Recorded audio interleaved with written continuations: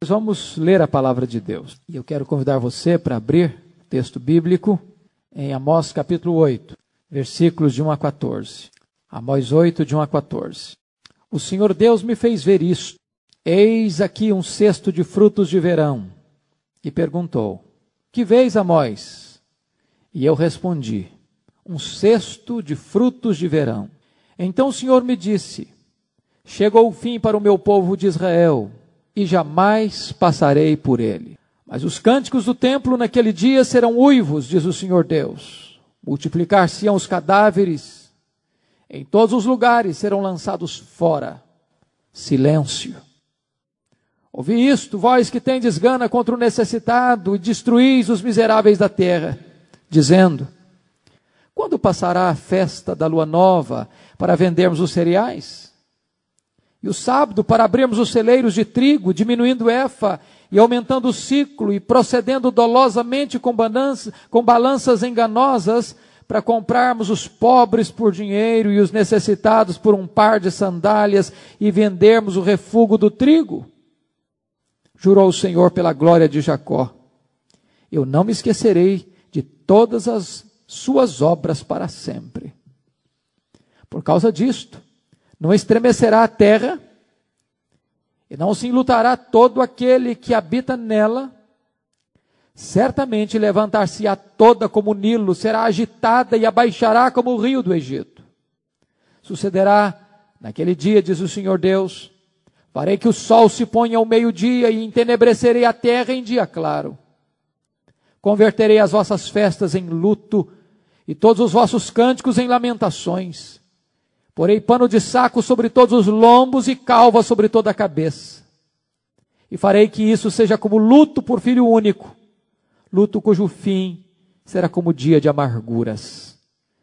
Eis que vem dias, diz o Senhor Deus, em que enviarei fome sobre a terra, não de pão, nem sede de água, mas de ouvir as palavras do Senhor. Andarão de mar a mar e do norte até o oriente, correrão por toda parte procurando a palavra do Senhor, e não a acharão. Naquele dia, as virgens formosas e os jovens desmaiarão de sede. Os que agora juram pelo ídolo de Samaria e dizem: como é certo viver o teu Deus, ó Dan, e como é certo viver o culto de Berseba, esses mesmos cairão e não se levantarão jamais. Nós vamos meditar sobre o tema: o colapso de uma nação. O colapso de uma nação. Há 3 verdades que eu quero destacar nesta noite à guisa de introdução.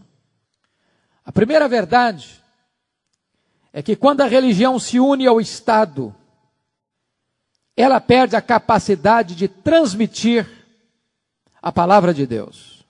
Se você perceber, a religião em Israel tinha perdido a sua independência. A religião no Reino do Norte estava a serviço do Estado. E não era a consciência do Estado.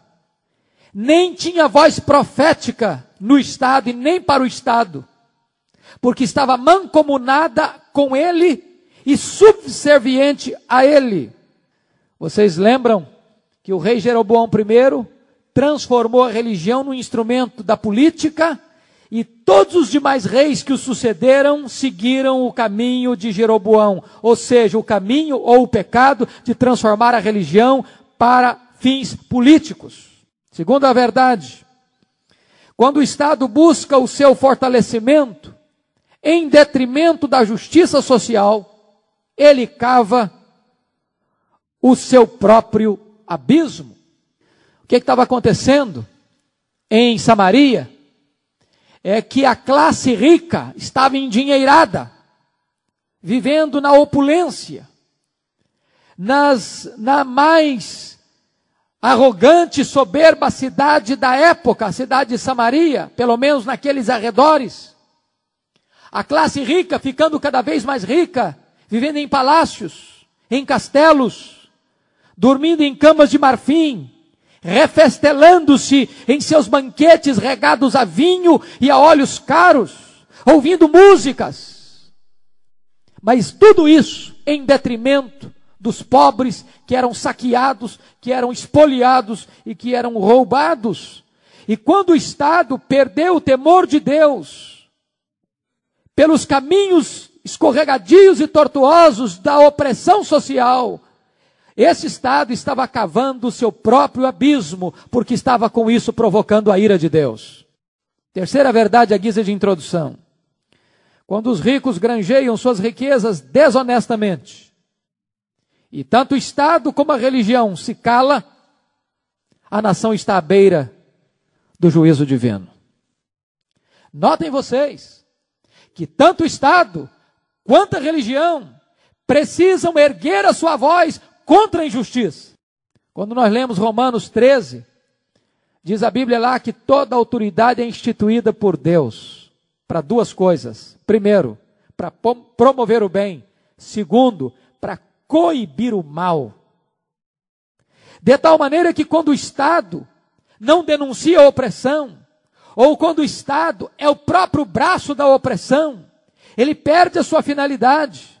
Ele se coloca na contramão. Mais do que isso, a religião em Israel perdera a sua finalidade.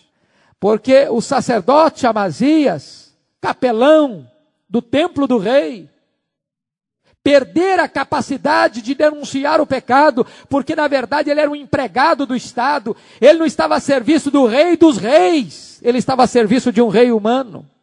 Tinha vendido o seu ministério, tinha vendido a sua consciência, não tinha capacidade de erguer a voz profética em nome de Deus.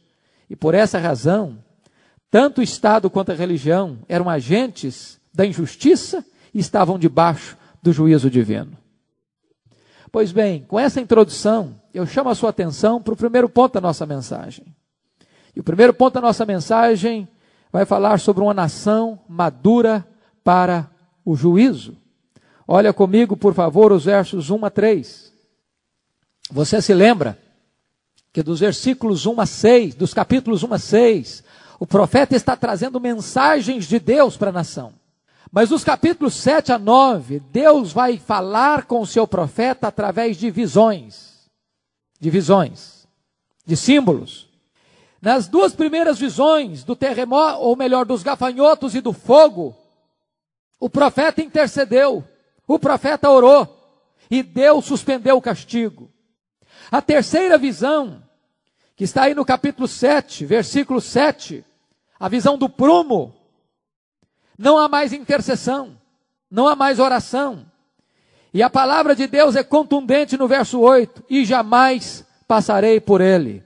Era tarde demais para suspender o castigo. Agora, nesta quarta e penúltima visão, Deus vai mostrar para Amós uma cesta de frutas maduras, de frutos de verão. E isso representa não apenas a inevitabilidade do juízo, mas a iminência do juízo, a brevidade do juízo. A hora havia chegado, todas as oportunidades haviam passado. E aqui eu destaco algumas lições. Primeiro, Deus mostra uma descrição simbólica da iminência do juízo no versículo 1. O Senhor Deus me fez ver isto. Eis aqui um cesto de frutos de verão ou de frutos maduros. E Deus então pergunta para o profeta: o que você está vendo? Você está vendo aí essa cesta? Que vês, Amós? E Amós não pode responder outra coisa senão o que está vendo. Um cesto de frutos maduros, ou frutos de verão. E Deus então diz para o profeta: pois bem, Amós, a nação de Israel, assim como esse fruto cheio de frutas maduras, também está maduro para o juízo. Israel está maduro para o juízo. Não era apenas eles trazendo frutas maduras, eles eram as frutas maduras. Eles estavam maduros para o juízo. Deus estava representando através daquele símbolo que, na verdade, Israel estava na hora de ser colhido, mas de ser colhido para o juízo, de ser colhido para o julgamento, para acertar as suas contas com Deus. Segunda coisa, Deus mostra que aqueles que tapam os ouvidos à sua voz, fecham as portas da graça com as suas próprias mãos. Olha o verso 2. O Senhor me disse: chegou o fim para o meu povo de Israel. O que me impressiona isso é que este é o mesmo povo que Deus tirou do Egito, que Deus quebrou os grilhões da escravidão, que Deus arrancou do cativeiro com mão forte e poderosa, que Deus abriu o mar vermelho, que Deus sustentou com a sua providência generosa 40 anos pelo deserto, que Deus desalojou os seus inimigos, que Deus guiou com a coluna de fogo, com a coluna de nuvem.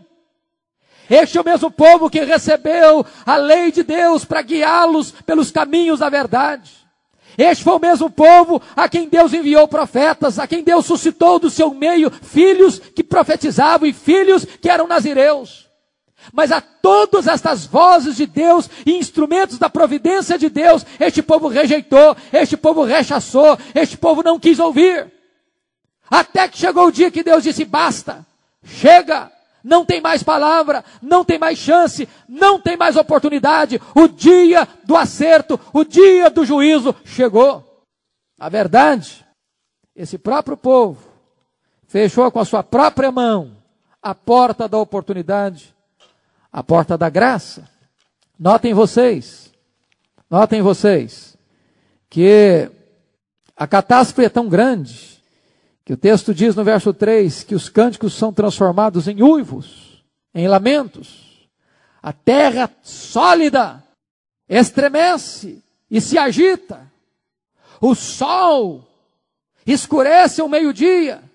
As festas se convertem em luto e cânticos de lamentação. Deus está revertendo a situação para um povo que não quis ouvir a sua voz. Terceiro lugar, Deus está mostrando que oportunidades perdidas podem chegar a um ponto de jamais serem recuperadas. Olha o verso 2 ainda, quando Deus diz aí: e jamais passarei por ele.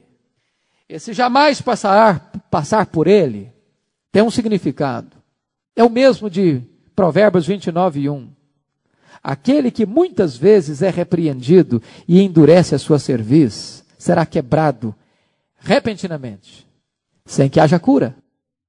Deus está dizendo: olha, chega, não tem mais chance, não tem mais o perdão. Chegou a hora do juízo, chegou a hora do acerto de contas. Acabou aquele tempo experimental daquela parábola de Jesus, quando a figueira estava lá e não produzia fruto. Senhor, espera mais um ano. Vamos arrumar adubo. Vamos preparar o terreno. Vamos investir mais um ano. E o Senhor disse: bom está. Mas se não produzir fruto depois de um ano, então manda cortar. Aqui não tem um ano mais de oportunidade. Aqui não tem um ano mais de chance. Aqui tinha chegado o tempo final da oportunidade para este povo que rejeitara a Deus ao longo da sua caminhada. Quarto lugar, Deus mostra que o seu castigo tem consequências absolutamente trágicas. Olha o verso 3. E aqui eu chamo a sua atenção para alguns pontos. Primeiro, a alegria superficial tornar-se-á em lamentos, mas os cânticos do templo naquele dia serão uivos, diz o Senhor Deus. Preste atenção nos cânticos do templo, porque os cânticos do templo, embora cheios de alarido, conforme você pode ler no capítulo 5 aí do texto, versículo 23, afasta de mim o estrépito dos teus cânticos. Não havia alegria espiritual, não havia intimidade com Deus, não havia adoração. Era um cântico que tinha volume, mas não tinha conteúdo, que tinha expressão externa, mas não tinha motivação interna.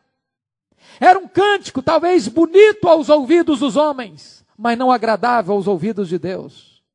Porque esta música que era entoada no templo não tinha o acompanhamento de uma vida piedosa e comprometida com Deus.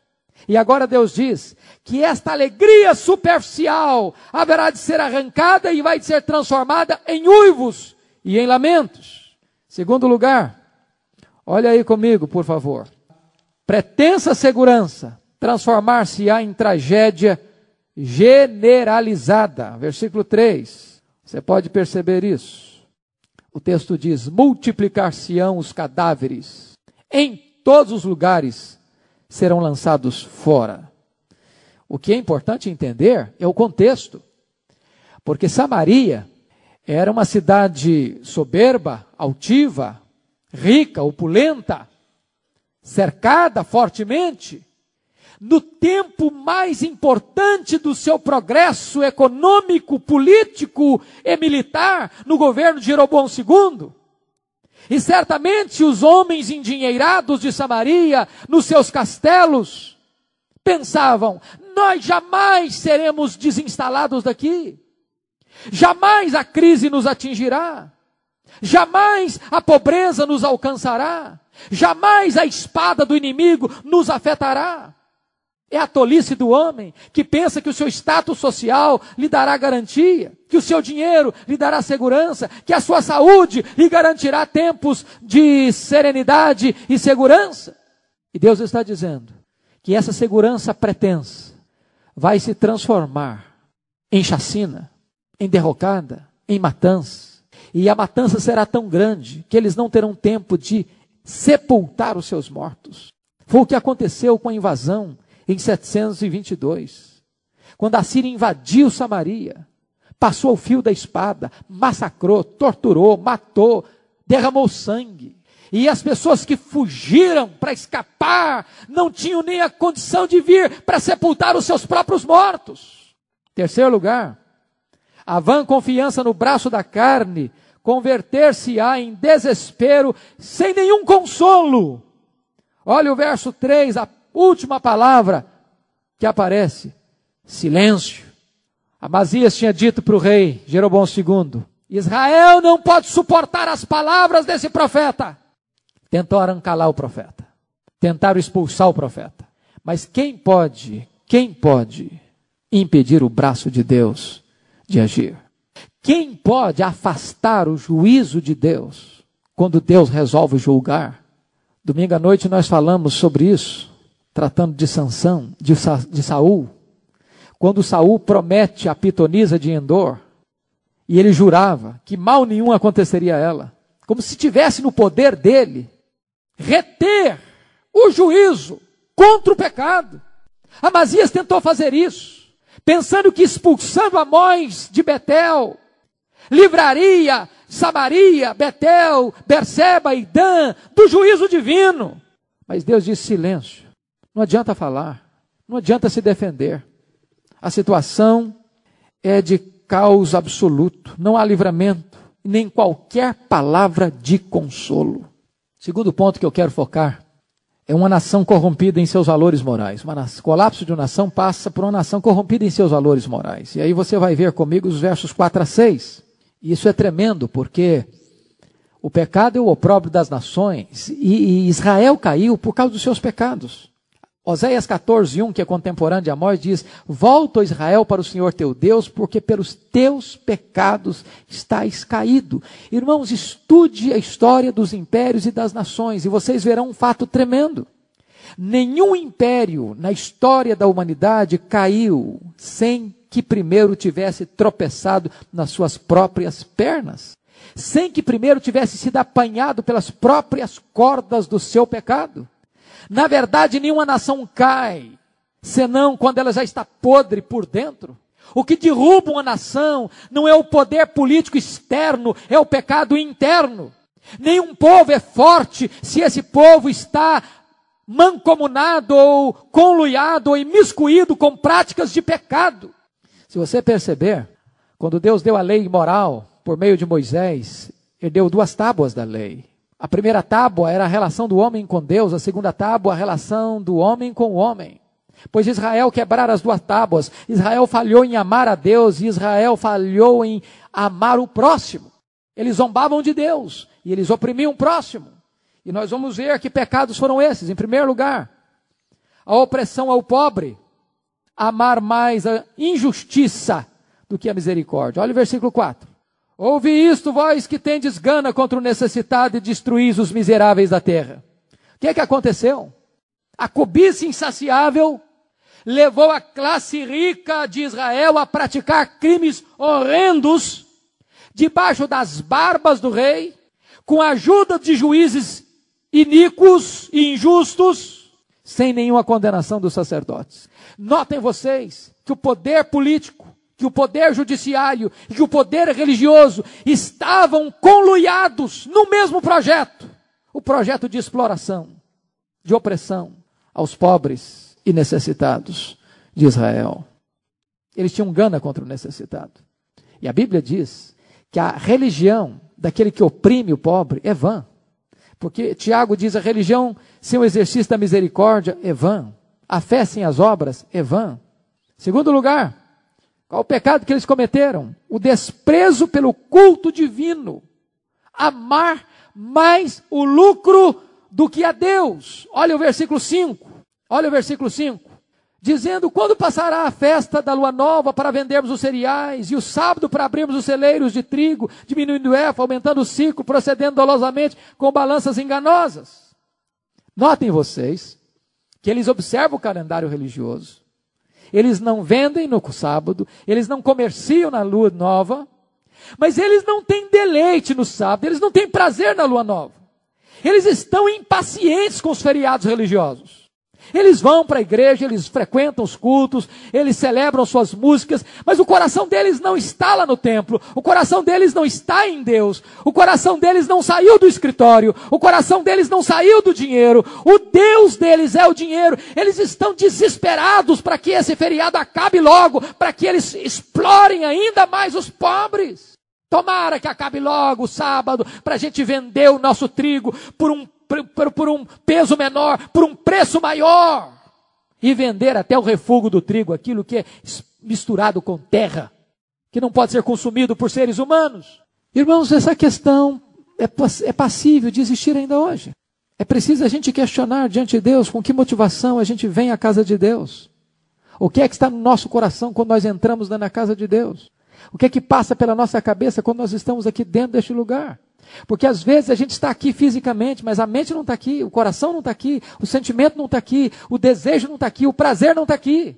Terceiro lugar, o comércio fraudulento, amar o lucro mais do que a honestidade. Olha os versículos 5b e 6.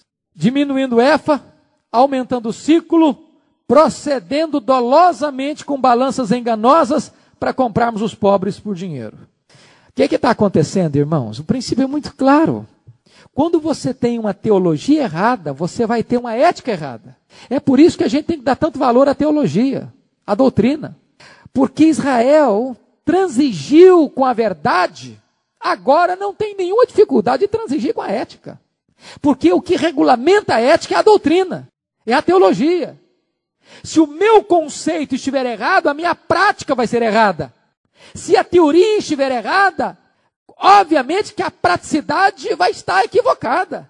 O conceito precisa estar certo, para que a prática esteja adequada. Eles erraram na teologia, eles substituíram o culto, eles substituíram a liturgia, eles substituíram o altar, eles substituíram o sacerdote, eles montaram a religião de fachada, com culto de fachada. E não tardou para que este culto desaguasse, desembocasse numa prática absolutamente distorcida. E aqui o profeta denuncia. Olha aí, outra vez comigo. Olha outra vez comigo. Versículo 5. Eles querem abrirmos os celeiros, diminuindo o efa. O que era o efa? O efa era uma medida, era uma expressão de medida. Alguns estudiosos dizem que eram 32 litros, já outros pensam que eram 22 litros, mas eu não vou entrar nessa questão, mas era uma medida, entre 22 a 32 litros, para medir trigo. O que eles faziam? Isso acontece até hoje. Eles forravam. Eu fui criado na roça, e na roça a gente usava caixote para medir café. Então eram 2 latas de querosene para dar um caixote. 2 caixotes davam um saco, 40 litros. O que eles faziam? Eles faziam um fundo falso no efa. Fundo falso. De tal maneira que quando eles vendiam um efa de 32 litros, o cara levava 25 litros. Mas passava por 32. Eles aumentavam o ciclo, porque o ciclo, o dinheiro naquela época não era contado, era pesado. Então o cara levava menos e pagava mais. E eles arquitetavam um jeito de colocar pesos trocados com balança enganosa. E sabe, se você pensa, eu sei que você não pensa, é a expressão que eu uso.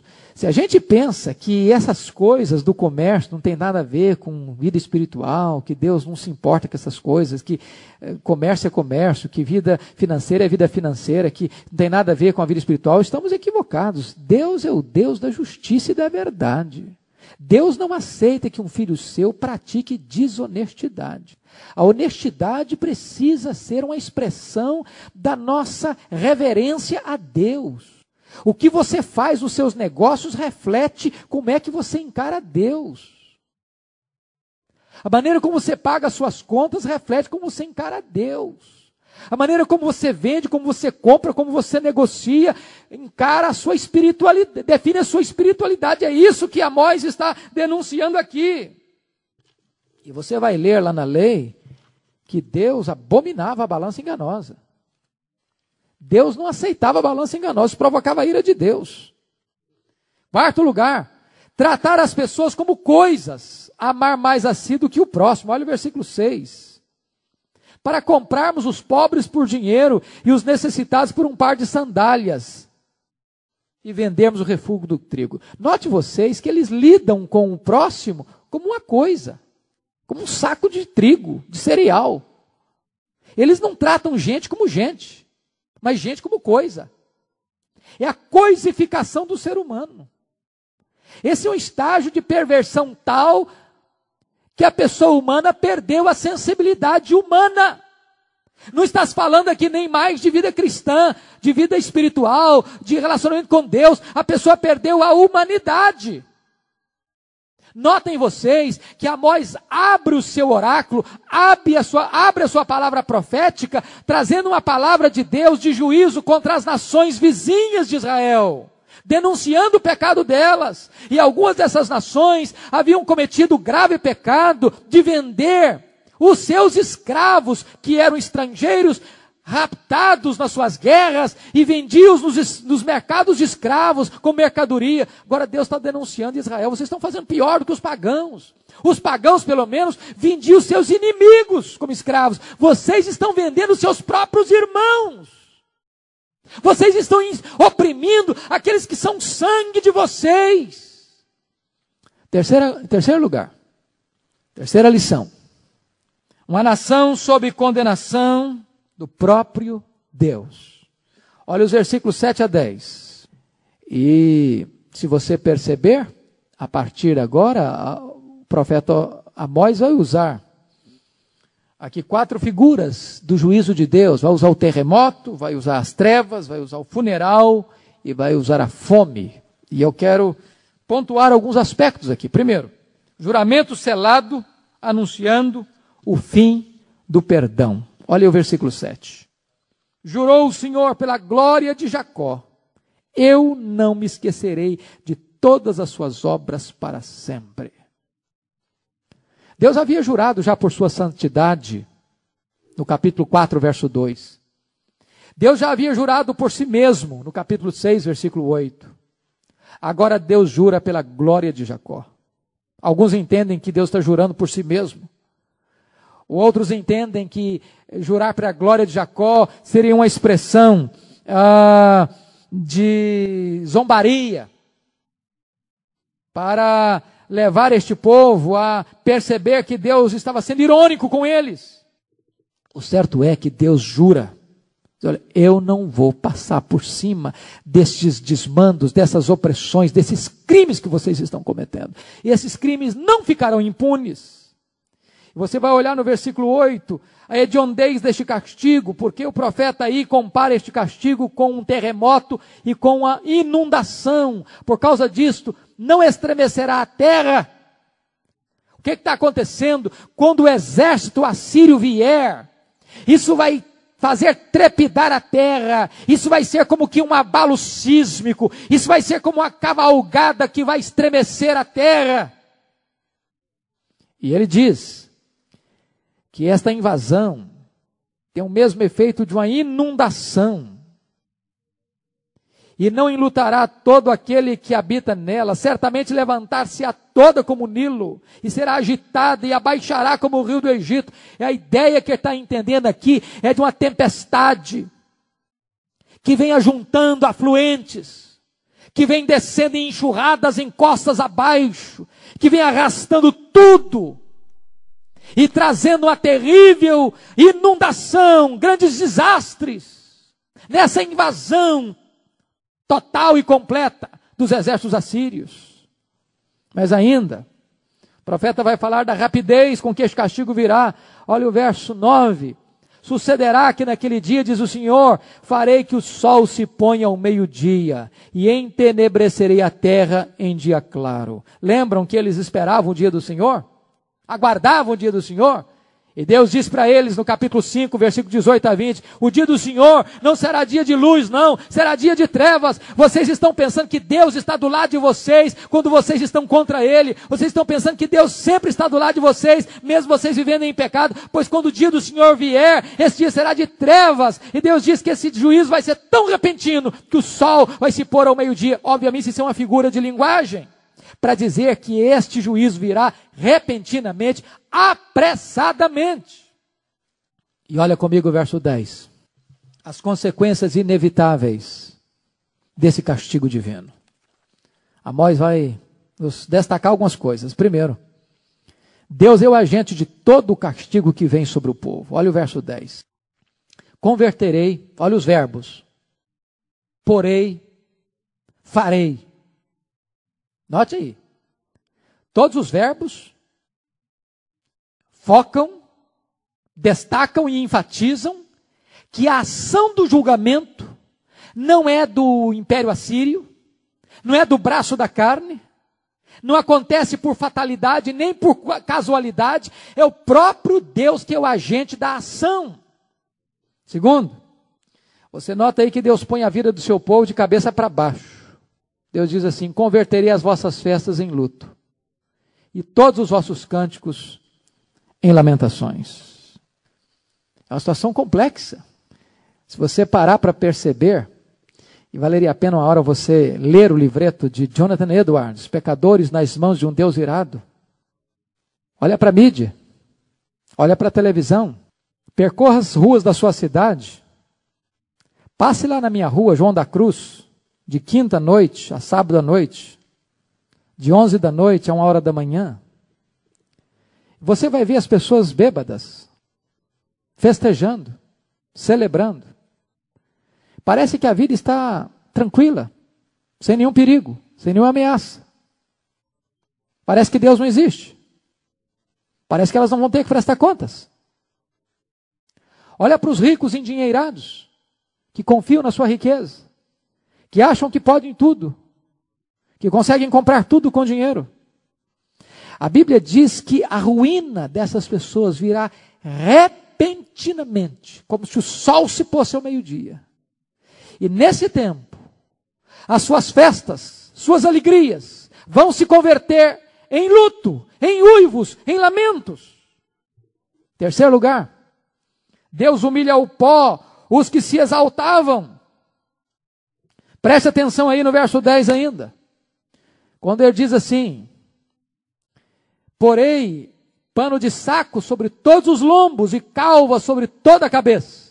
Notem vocês, o que eles punham na cabeça? Os ricos endinheirados de Samaria? Óleo do mais excelente.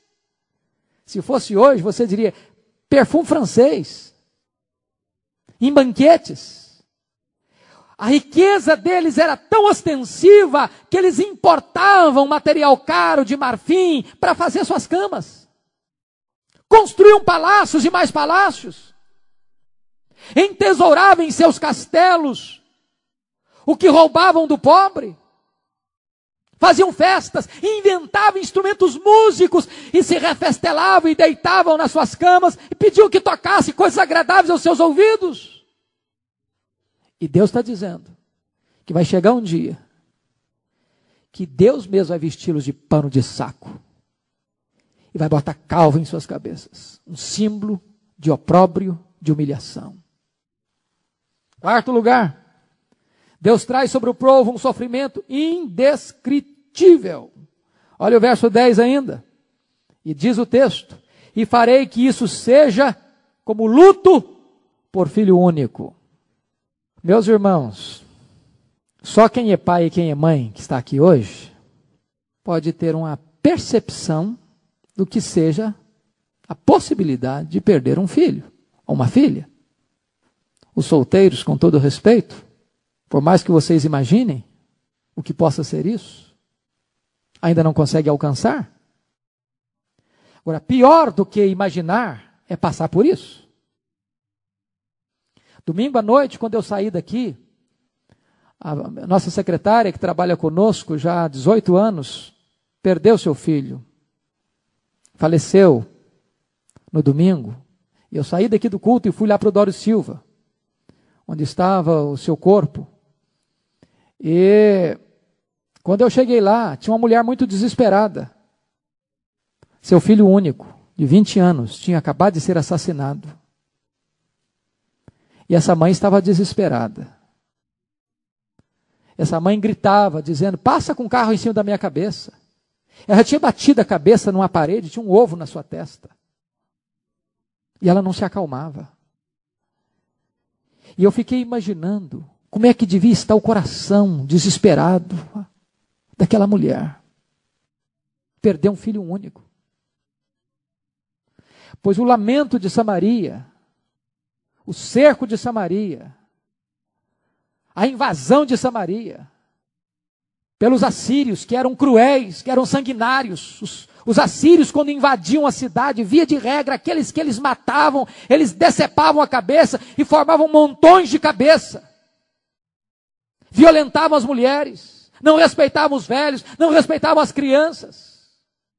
Levavam as pessoas escravizadas com um gancho no pescoço e com a fisga no lábio inferior, como bicho. E diz Amós que essa dor foi uma dor tão cruel e tão assoladora como a dor da morte de um filho único. Mas em último lugar, Deus traz sobre o povo uma dor para a qual não existe consolo. Olha o verso 10, a última parte do versículo 10, quando diz assim: seja como luto de filho único, luto cujo fim será como dia de amarguras. O que é que a gente espera de um luto? É que o luto passe. É que as coisas voltem ao normal. É que a vida volte à rotina. É que a vida prossiga. Que a pessoa enxugue as lágrimas. Que a pessoa levante a cabeça. Que a pessoa se reconstitua emocionalmente. Que a pessoa siga os seus planos, os seus sonhos, os seus projetos. Mas o texto está dizendo que a situação vai ser como dias de amargura. É uma dor que não tem pausa, é uma ferida que não tem cura, é uma angústia que não tem consolo. Irmãos, o que o profeta está nos alertando é que ninguém abandona Deus impunemente. Ninguém despreza Deus sem consequências. O que o profeta está nos dizendo é que uma religião de faz de conta, apenas de nomenclatura, apenas de rótulo, apenas de fachada, não pode nos socorrer no dia da calamidade. Preste atenção nisso. O que distingue um salvo de um perdido, ou um crente de um ímpio, não são as circunstâncias da vida, não são mesmo. A ideia de que, se você é crente, só tem coisa boa acontecendo com você, não é bíblica. A ideia é que se você é crente, você está numa redoma de vidro, está numa sala VIP, está numa colônia de férias, e que você está cercado de quaisquer vicissitudes, não tem base bíblica, mas é um fato. Quando a calamidade chega, ela revela quem é você. Ela revela em quem está a sua confiança, em quem você pôs o seu fundamento. O Senhor Jesus Cristo contou no Sermão do Monte que 2 homens construíram 2 casas. O prudente construiu sobre a rocha. O insensato construiu sobre a areia. O que aconteceu às 2 casas? Elas eram iguais. Iguais. Só num ponto eram diferentes. O fundamento. A parede era igual, o telhado era igual, o que todo mundo enxergava era igual. Tudo parecia igual. Quando está tudo bem, não tem diferença. Mas no dia que a chuva caiu no telhado, que o vento bateu na parede, que o rio solapou o alicerce, uma casa caiu, a outra ficou de pé. A religião de fachada, quando a tempestade chega, ela não pode servir de suporte para a pessoa. Quando a confiança em Deus é apenas uma confiança de fachada, esta máscara cai no dia da calamidade. Mas quando você põe a sua confiança em Deus, quando Deus é o seu refúgio, quando você está estribado na verdade divina, chega o problema, chega a crise, chega a tempestade, a sua casa é solapada pelos ventos, pelos rios, mas ela fica de pé, porque a sua força está em Deus, porque o seu refúgio está em Deus. E eu termino. O último ponto. Uma nação que sentiu fome da palavra tarde demais. Versículos 11 a 14. Uma nação que sentiu fome da palavra tarde demais. Haverá dias, diz o Senhor, em que enviarei fome sobre a terra, não de pão, nem sede de água, mas de ouvir as palavras do Senhor. Andarão de mar a mar e do norte até o oriente, correrão por toda parte, procurando a palavra do Senhor e não a acharão. Vamos entender isso aqui, queridos? Vamos entender isso aqui. O que está acontecendo aqui? Lembram que Deus falou, Deus falou, Deus falou. Deus mandou profetas. Deus levantou nazireus. Os profetas foram perseguidos. Outros foram presos. Outros foram mortos. E Deus continuou falando, e Deus continuou insistindo, e Deus alertou, e Deus avisou, e Deus mandou os seus solenes recados para a nação não quis. Até o dia que a calamidade chegou. Aí, o povo quis, mas agora já era tarde demais. Quando se perde uma oportunidade, pode ser que a pessoa se desperte tarde demais. A Bíblia diz: buscai o Senhor enquanto se pode achar, e invocai-o enquanto está perto. A Bíblia nunca nos encorajou, nem nos permitiu pensar que eu posso deixar para a última hora. Que eu posso procurar a Deus quando eu pensar, quando eu desejar, quando eu quiser. A Bíblia diz hoje, se hoje você ouvir a voz de Deus, não endureça o seu coração. Amanhã pode ser que o seu coração esteja endurecido. Ou pode ser que Deus não lhe dê mais oportunidade. Lembra de Saul outra vez? Samuel falou com Saul. Samuel exortou Saul. Saul não quis ouvir Deus. Samuel morreu. E Saul endureceu o coração ainda mais. No desespero, no encurralamento, Saul quis escutar Deus, mas Deus não falava mais com ele. E eu vou lhes dizer que o maior juízo que um homem e uma mulher podem sofrer é o juízo de não mais conseguirem ouvir a voz de Deus. De não mais receberem a mensagem de Deus. De Deus dizer assim: basta, chega. Este é o mais solene juízo de Deus. Deus diz assim: você não quis não? Você não quis ouvir não? Pois bem, você não terá o que você não quis. Vamos olhar algumas lições aí então. Primeiro, devemos buscar o Senhor enquanto Ele está perto. Versículo 11 e 12. Buscar o Senhor enquanto Ele está perto. Sabe por quê?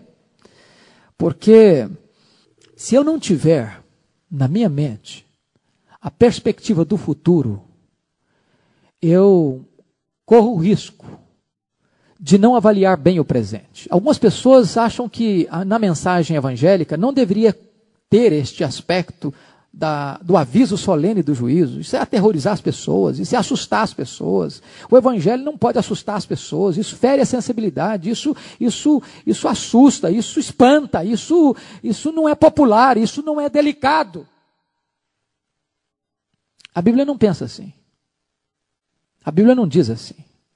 Aliás, Paulo diz assim: se a nossa vida se restringir apenas a esta vida, se você não levar em conta o futuro, a eternidade, então nós estamos equivocados, somos infelizes, os mais infelizes. Então não tem sentido ser um cristão zeloso. Então, diz Paulo, o hedonismo está certo, então comamos e bebamos, porque amanhã morreremos.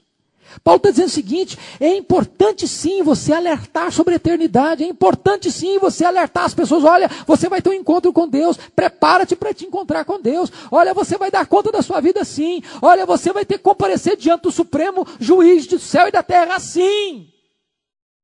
Busque o Senhor enquanto você pode achar. Segundo lugar, o desprezo da palavra de Deus leva a profunda insatisfação até com as coisas mais vitais da vida. Quando o aperto chegou, quando o exército assírio encurralou Samaria, a necessidade do povo já não era nem de pão nem de água mais, era de ouvir Deus. Olha que coisa incrível. E olha que pão e água são as necessidades mais urgentes do ser humano. Se você quiser ler sobre isso, leia o livro de Viktor Frankl, Em Busca de Sentido. Ele diz que nos campos de concentração nazista, a conversa que girava nas noites perturbadas e intranquilas não era sobre liberdade, nem sobre família, nem sobre sonhos. Era sobre pão, sobre comida. As pessoas eram capazes de fazer os atos mais heróicos para ter um pedaço de pão seco a mais no outro dia. Pessoas eram capazes de passar a noite inteira no gelo, para no outro dia ter uma concha a mais de sopa rala no seu prato. Pois bem, Amós está dizendo que a maior necessidade do ser humano nesta hora do aperto não é nem de pão, nem de água, não é fome de pão, nem fome de água, é fome de escutar Deus. Isso significa que há no ser humano um vazio, que coisas não preenchem, que coisas não satisfazem, que na hora H o dinheiro não resolve, que na hora H o sucesso não resolve, que na hora H o diploma da parede não resolve, que os troféus não resolvem, que a popularidade não resolve. Nesta hora, só Deus resolve, só Deus satisfaz.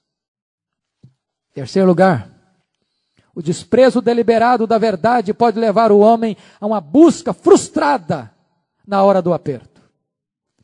Eu quero só focar para você que a expressão que está aí no versículo 12, andarão de mar a mar, esse verbo andar aí é muito importante para entender, porque este verbo andar aí é o mesmo verbo que foi usado para descrever o andar dos bêbados.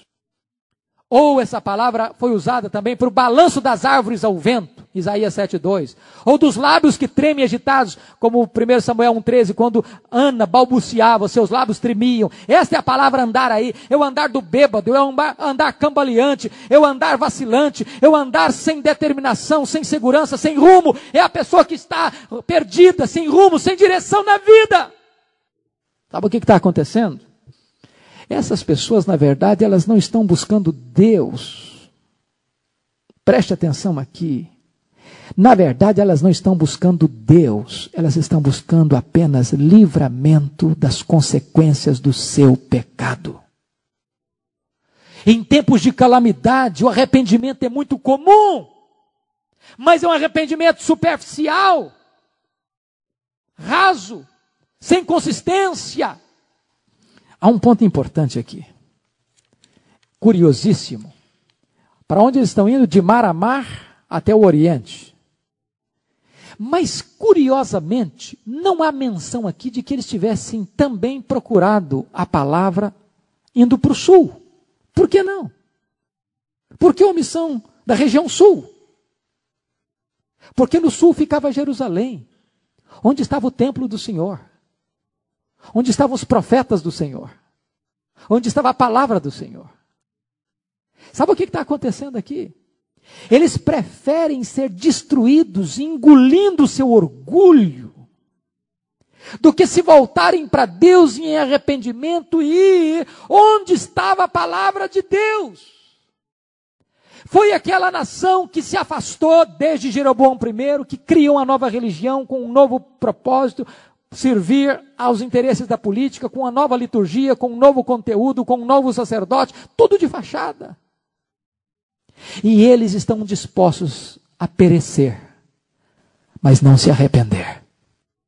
Essa busca não é sincera. Essa busca não é para buscar Deus, é para buscar apenas o livramento da sua própria pele.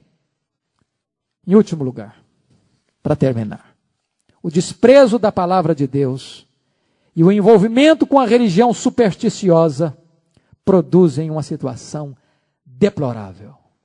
O último verso vai nos mostrar: eis que agora juram pelo ídolo de Samaria e dizem: como é certo viver o teu Deus, Odã, como é certo viver o culto de Berseba. Esses mesmos cairão e não se levantarão jamais. Notem que nesse processo de busca, segundo o verso 13, os mais fortes, os jovens, as mais belas, as virgens formosas, não resistirão e desmaiarão de sede. Mas eles não se convertem, eles não se voltam para Deus. Eles se agarram ainda mais à sua religião heterodoxa, herética, jurando pelo ídolo de Samaria. Mas eles, quanto mais se agarram à sua religião errada, mais perdidos eles ficam. Preste atenção nisso. Quanto mais fiel uma pessoa no engano, no erro, na mentira, mais longe de Deus ela está. Elas estão agarradas na religião sincrética, misturada, paganizada, mística de Betel, de Dan, de Berseba, jurando pelos seus ídolos. Mas Deus dá o veredito: esses mesmos cairão e não se levantarão jamais.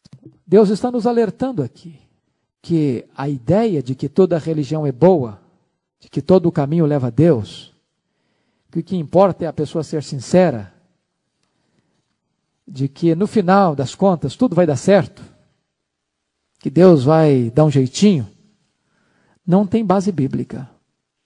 A não ser que nós nos voltemos para Deus de todo o nosso coração e nos refugiemos nele. Não há nenhuma esperança, nem para nós, nem para ninguém. Que Deus nos ajude a olhar para esse texto e ouvir desse texto a voz de Deus ao nosso coração. Amém.